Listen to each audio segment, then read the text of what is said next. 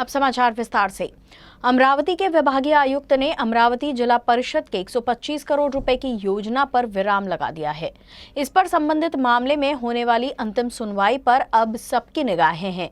विपक्षी दल अब आरोप लगा रहा है कि इसी योजना के तहत फर्जी तीर्थ स्थलों को दिखाकर जिला परिषद निर्माण विभाग ने वित्तीय वर्ष 2020-21 और 2021-22 में 16 करोड़ रुपए की हेराफेरी की है। ऐसे में अब सवाल ये है कि क्या इस फंड की प्रतिपूर्ति जिला प्रशासन के अधिकारी करेंगे।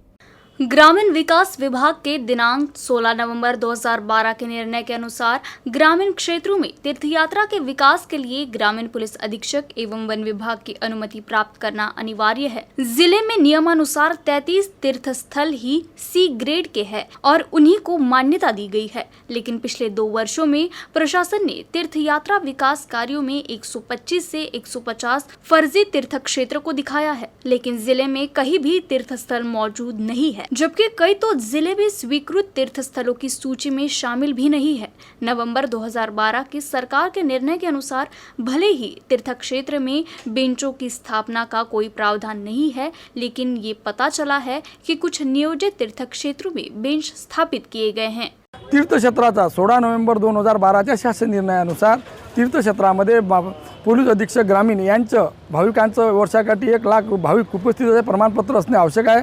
तसेच ज्या ठिकाणी आपल्याला काम करायचं आहे त्या ठिकाणी सामाजिक वन क्षेत्रात येत नसल्याचे 2 प्रमाणपत्र असणे आवश्यक आहे व तदनंतर की जिल्हा नियोजन समितीकडून क वर्ग तीर्थक्षेत्र यादी घोषित झाली त्या घोषित तीर्थक्षेत्रातलीच कामं या जिल्हा परिषदला करावी लागतात। पण जवळपास एकंदरीत हे सर्व गोष्टी पाहता, सर्व प्रमा पाहतात, ठराव पाहतात, याच्यात जिल्हा नियोजन समितीकडून क वर्गाची तीर्थक्षेत्राची यादी आली आहे। त्या यादीतील जवळपास 100 ते 125 कामं अशी आहे की ती यादीतच नाही अशी कामंसुद्धा या सभागृहानं मंजुरात केली। म्हणून आम्ही माननीय विभागीय आयुक्त यांच्याकडे दाद मागितली आहे। म्हणून विभागीय आयुक्तांनी 1/12/2021ला त्याला स्टेटस को दिलेला आहे। जैसे ती उद्या 8 तारखेला जे सुनावणी आहे, उद्या सुनावणीच्या दरम्यान दूध का दूध पानी का पानी होणार आहे। अमरावती में बगैर मास्क के बाहर घूमने वालों पर कड़क कार्रवाई होगी। जिलाधिकारी ने बिना मास्क के बाहर निकलने पर 500 रुपए जुर्माना वसूलने का आदेश दिया है। साथ ही जो भी टैक्सी और ऑटो चालकों पर भी कार्रवाई होगी।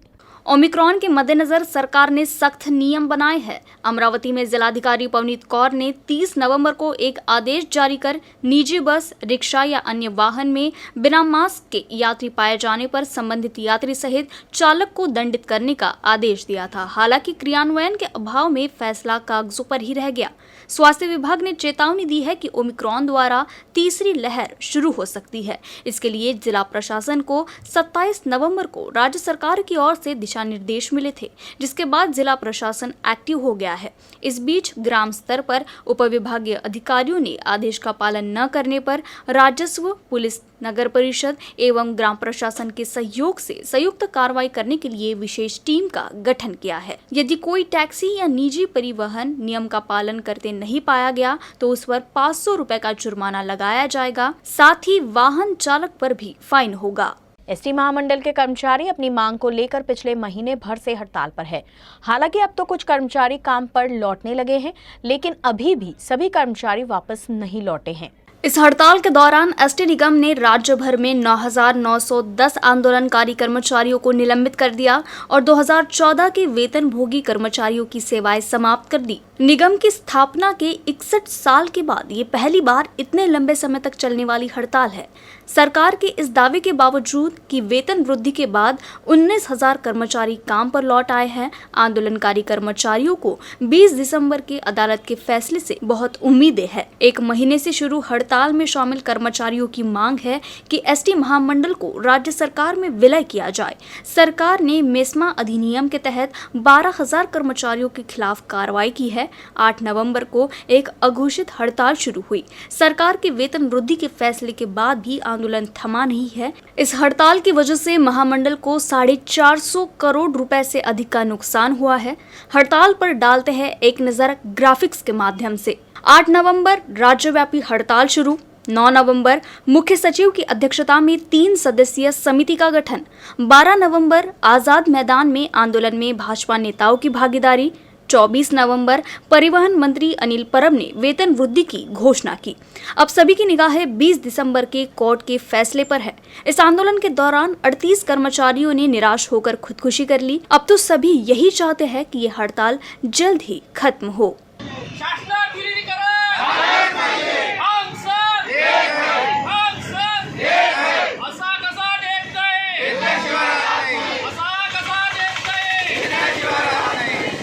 सेल्फी लेने का शौक न जाने कितने युवाओं के लिए जानलेवा बन चुका है, लेकिन इसके बाद भी सेल्फी के लिए लोग अपनी जान जोखिम में डाल रहे हैं।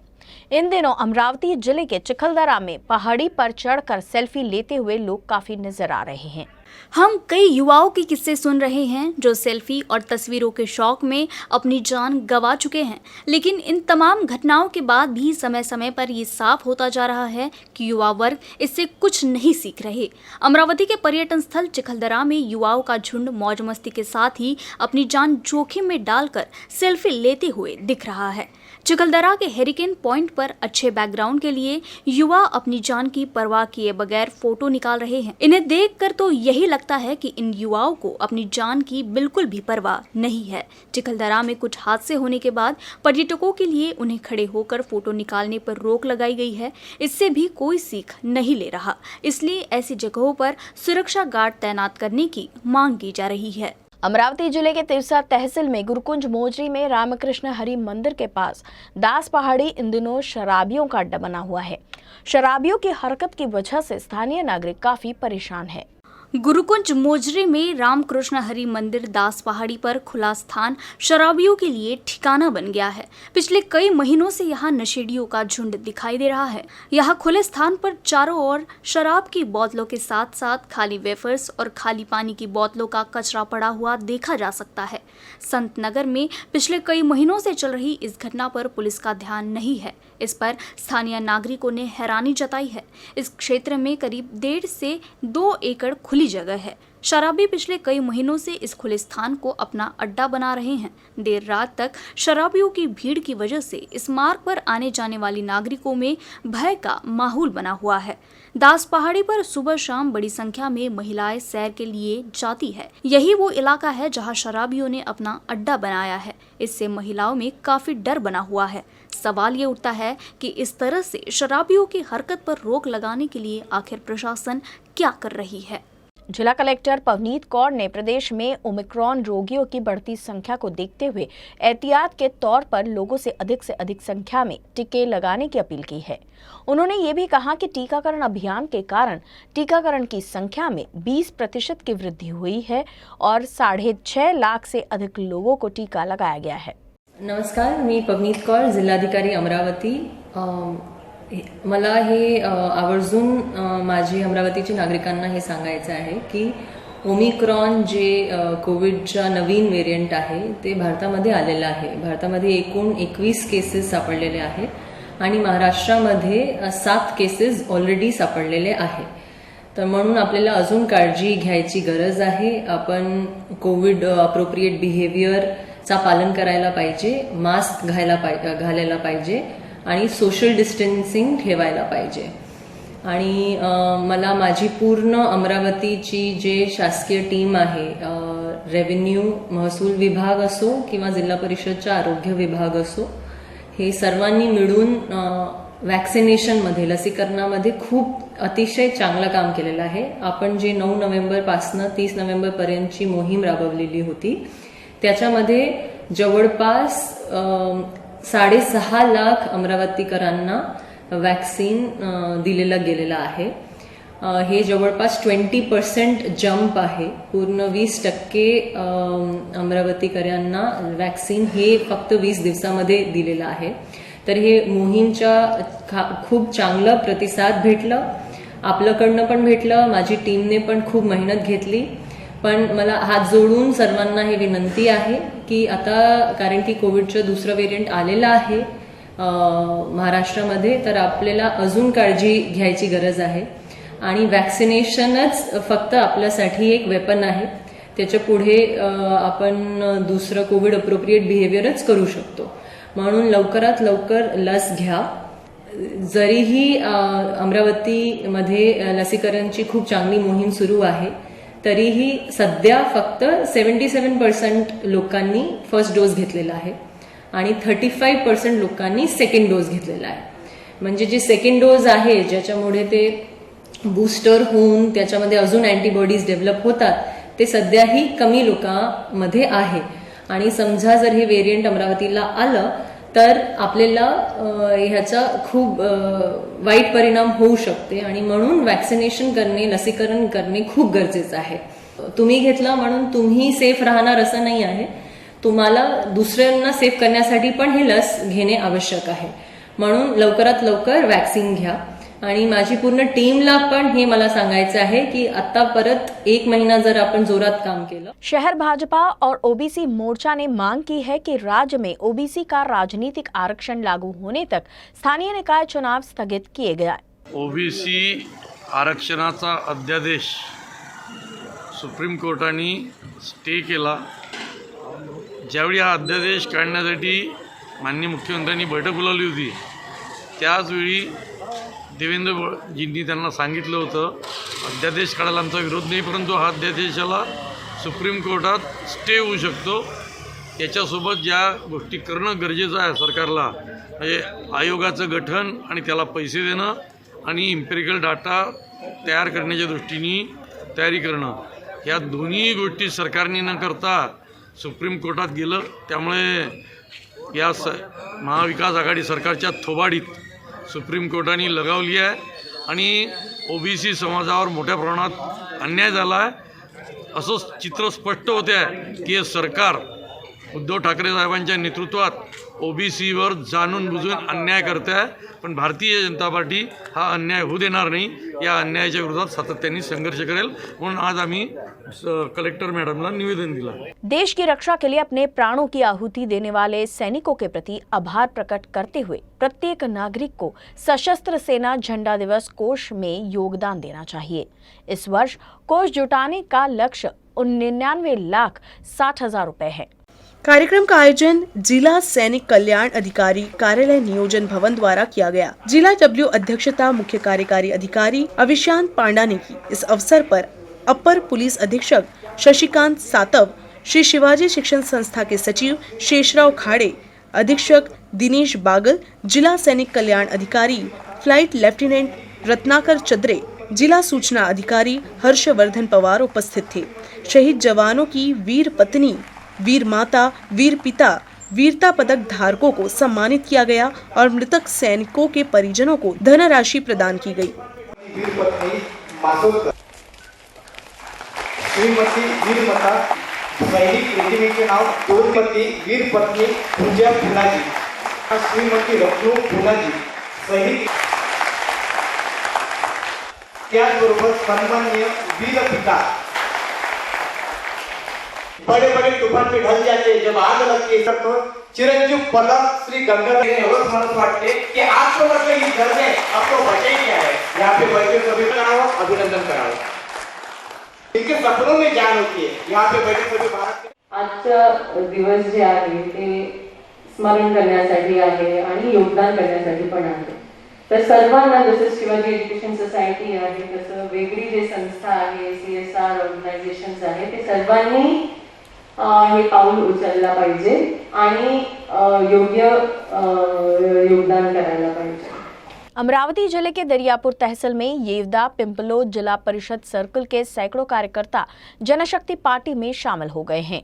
इसमें कुछ पदाधिकारी भी शामिल है. जिला परिषद अंचल प्रमुख, पंचायत समिति अंचल प्रमुख, शाखा प्रमुख जैसे विभिन्न पदों पर नियुक्ति पत्र दिया गया. उद्घाटन दरियापुर के प्रशासकीय विश्राम गृह में किया गया. प्रहार जनशक्ति पार्टी के संस्थापक अध्यक्ष राज्य मंत्री बच्चू कडू और जिला प्रमुख छोटू महाराज वासु के आदेशानुसार सभी पदाधिकारी पार्टी में शामिल हुए. पार्टी प्रवेश कार्यक्रम प्रहार पार्टी के जिला संपर्क अधिकारी प्रदीप वड़तकर, प्रहार शेतकरी उप जिला प्रमुख महेश कराटकर, तहसील प्रमुख डॉक्टर दिनेश महला, प्रहार आयोजक बापूसाहेब साबले, विधानसभा प्रदीप चौधरी, युवा तहसील प्रमुख विक्की होल की उपस्थिति में आयोजित किया गया था. उप तहसील प्रमुख आकाश घटले ने सभी नवनिर्वाचित पदाधिकारियों का स्वागत, नियुक्ति पत्र एवं उज्जवल भविष्य की शुभकामनाओं के साथ किया। अमरावती जिले के नंदगांव खंडेश्वर तहसील में फूप गांव फाटा से वाखोड़ा तक 9 किलोमीटर सड़क पिछले 2 वर्षों से खराब स्थिति में है। इस संबंध में कई बार शिकायत करने के बाद भी प्रशासन द्वारा अनदेखी किए जाने से नागरिक परेशान है। तहसील में नांदगांव खंडेश्वर पहुंचने के लिए वाघोड़ा, शेलू, फुबगांव, सुल्तानपुर, बेलोरा, धनोरा, शिवारा जैसे गांव के नागरिकों के लिए एकमात्र सड़क है। ये सड़क पिछले 2 साल से खराब है। सरकार ने समृद्धि राजमार्ग पर सड़क की मरम्मत के लिए महाराष्ट्र राज्य सड़क विकास निगम के अधिकार क्षेत्र में आने वाली नागार्जुन कंस्ट्रक्शन कंपनी को अनुमति दी थी। इससे पहले क्षेत्र के लोगों ने सड़क मरम्मत के लिए आंदोलन किया था। संबंधितों को समय समय पर प्रासंगिक बयान भी दिए गए हैं। इसीलिए इस सड़क की तुरंत मरम्मत करें, अन्यथा आगामी आंदोलन के लिए संबंधित प्रशासन और जनप्रतिनिधि जिम्मेदार होंगे। ये चेतावनी भारतीय कम्युनिस्ट पार्टी के जिला सचिव सुनील मेटकर ने दी। वाघोडा ते फुगगाव पाटा हा रस्ता गेल्या 2 वर्षापासून अत्यंत खराब अवस्थेत आहे। प्रशासनाचं याकडे खूप दुर्लक्ष आहे। गेल्या सप्टेंबरमध्ये वाघोडा या ठिकाणी या रस्त्यासाठी रास्ता रोकोसुद्धा करण्यात आला। सार्वजनिक बांधकाम विभागाला वेळोवेळी निवेदनंसुद्धा देण्यात आले। जिल्हाधिकाऱ्यांना सुद्धा निवेदन दिलेत, परंतु अजूनपर्यंत प्रशासनाचं या रस्त्याकडे दुर्लक्ष नाही। हा रस्ता सार्वजनिक बांधकाम विभागानं त्वरित दुरुस्त करावं। नागार्जुन कंस्ट्रक्शन कंपनीनं गेल्या 2 वर्षापासून या रस्त्याचा उपयोग केलेला आहे आणि हा रस्ता दुरुस्त करून देण्याच्या अटीवर सरकारनं त्यांना हा रस्ता वापरायला दिला होता, परंतु कंपनीनं सुद्धा आज हात वर केलेले आहे आणि लोकांनी वेळोवेळी कंपनीला सुद्धा निवेदन दिलेले आहे, परंतु कंपनी लोकांना ऐकत नाही, प्रशासनाला जुमानत नाहीत आणि कंपनी हा रस्ता आता दुरुस्त करून देण्याच्या मनस्थितीत नाही। त्यामुळं प्रशासनानं काय ते उपाययोजना करून एकतर हा रस्ता कंपनीकडून दुरुस्त करून घेतला पाहिजे किंवा सार्वजनिक बांधकाम विभागानं या रस्त्याच्या दुरुस्तीकरता प्रयोजन केलं पाहिजे, अशी वाघोळा, फुगगाव, शेलू, सुलतानपूर इत्यादी गावातील नागरिकांची या निमित्तानं मागणी आहे। फिलहाल बस इतना ही। खबरों का सिलसिला आगे भी यूं ही जारी रहेगा। अब देखते रहिए यूसी न्यूज़ अमरावती।